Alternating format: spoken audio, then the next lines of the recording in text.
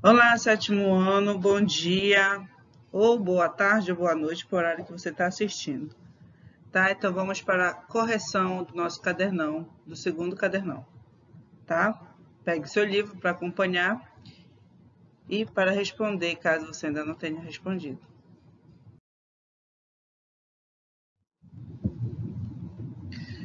Vamos lá. O assunto é a diversidade indígena brasileira.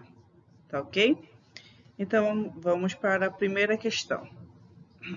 As artes indígenas possuem algumas características em comum e não existe separação entre a arte e cotidiano. Explique o porquê dessa afirmação. Por que o autor deste livro colocou esse contexto aí para nós? Hein?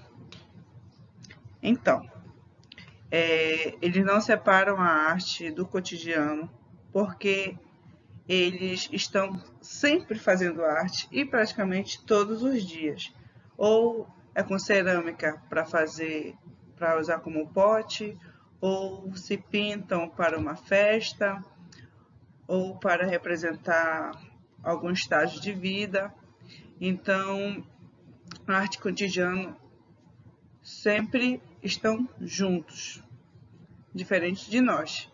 Se nós queremos homenagear os índios, né, vamos lá, pintamos o nosso rosto, né, mas está separado essa arte do nosso cotidiano. Não é nossa rotina fazer pinturas, ou usar todo sempre roupas de festas e por aí vai. Tá ok? Então, vamos para a nossa segunda questão. O que é considerado belo para os indígenas? E tá aí na continuidade, tá? É considerado belo o quê? Os valores, a organização social e a maneira de como se relacionam com o ambiente. Muito diferente de nós também, né? Tem gente aí destruindo o nosso ambiente, enquanto lá eles valorizam e se relacionam. Então, nós temos aí três coisas: valores, organização social e relacionamento com o ambiente. Isso é considerado belo para eles. Terceira questão: a sociedade indígena, como outra qualquer, está em constante. Nós estamos em constante. Nós estamos na mesmice? Não. Nós estamos em constante transformação. Tá? Sempre há coisas novas, sempre vamos nos adaptando, e com a sociedade indígena não é diferente. Que vocês viram que tem até DJs indígenas, existem atrizes, existem cantores, e que com certeza antigamente isso não era possível, né? Tem médicos, tem professores, tem doutores, então a sociedade indígena, como nós, também está em constante transformação. Tá? Questão número 4. Por que e como podemos identificar os elementos indígenas? Nós podemos identificar com as pinturas, né? Eles têm uma característica física, tá? Mas aqui dos elementos, eles têm os elementos marcantes na sua visualidade, né? O que é? Pinturas pelo corpo, cocais, instrumentos musicais, tá?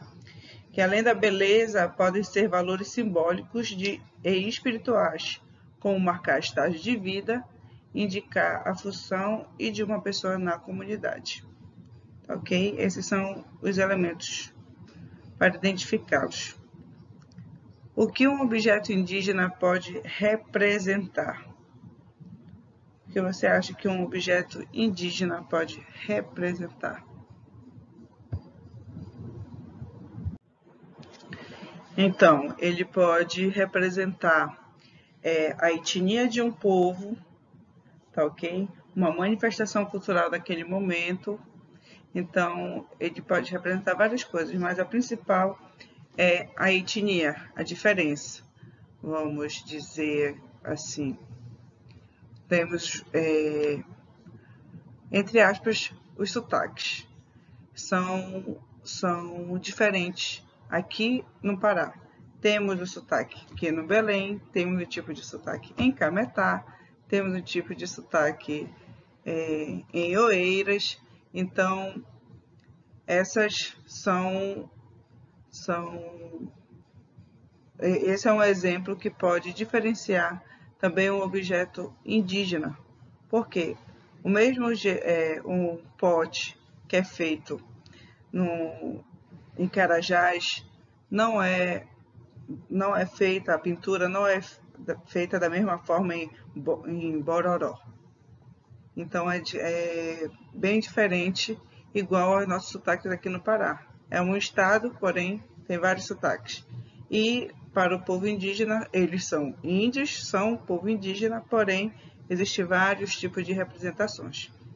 Então está aí a representação de um objeto indígena.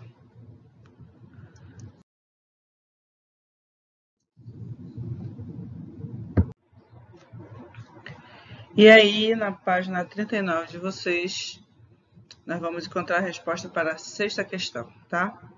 Para que servem os cordéis indígenas depois de prontos? Depois de prontos, esses objetos são utilizados como adorno para se enfeitar, para lutas e festas, tá? E o que são? São colares, bracedeiras, cocares, penas e pluvas e tudo mais. Sétima questão. Em que diferentes ocasiões o grafismo pode se apresentar na etnia indígena? Em que diferentes ocasiões? Ele pode se apresentar em casas, ele pode se apresentar